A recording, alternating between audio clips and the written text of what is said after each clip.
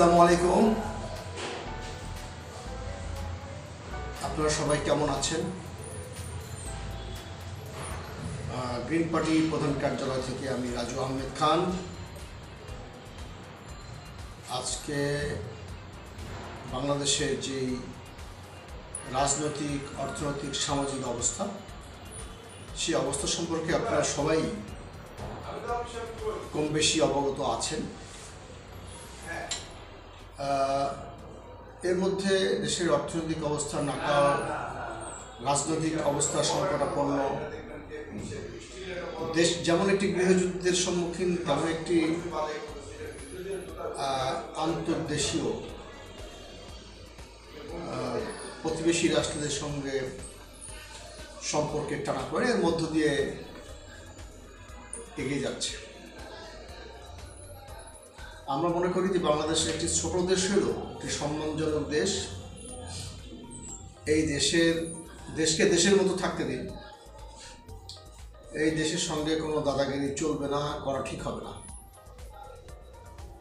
বাংলাদেশকে তার নিজের পায়ে, নিজের রাস্তায় হাঁটতে দিন। তো এটি হচ্ছে আজকের আমার বক্তব্য, এটির প্রতিপাদ্য। বাংলাদেশকে কৃষি প্রধান দেশ, কৃষিকে প্রাধান্য দিন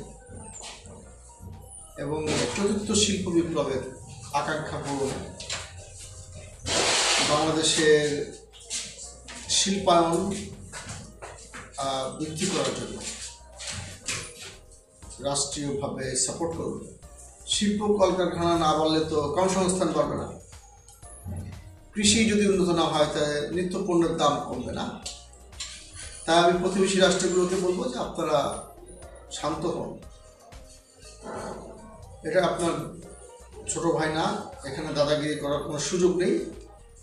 প্রত্যেকটি রাষ্ট্র তার কনভেনশন, ভিয়েনা কনভেনশন অনুযায়ী, জেনেভা কনভেনশন অনুযায়ী এক রাষ্ট্র আর এক রাষ্ট্রের প্রতিবেশী বন্ধু।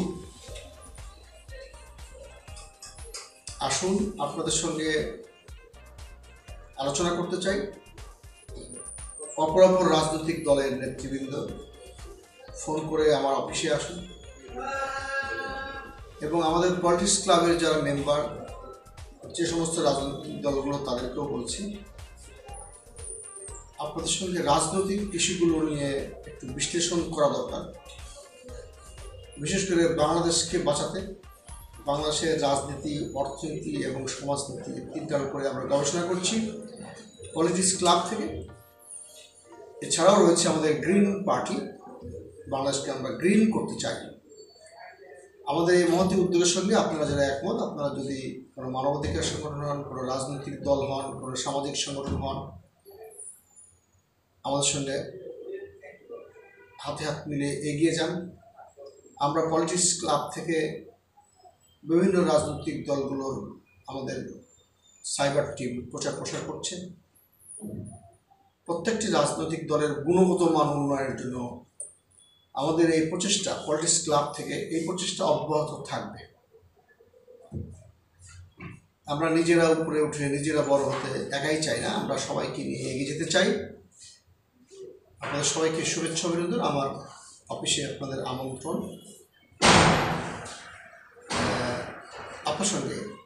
আপনাদের সঙ্গে আমরা জরুরি বিষয়গুলো নিয়ে চুলচেরা বিশ্লেষণ করতে চাই।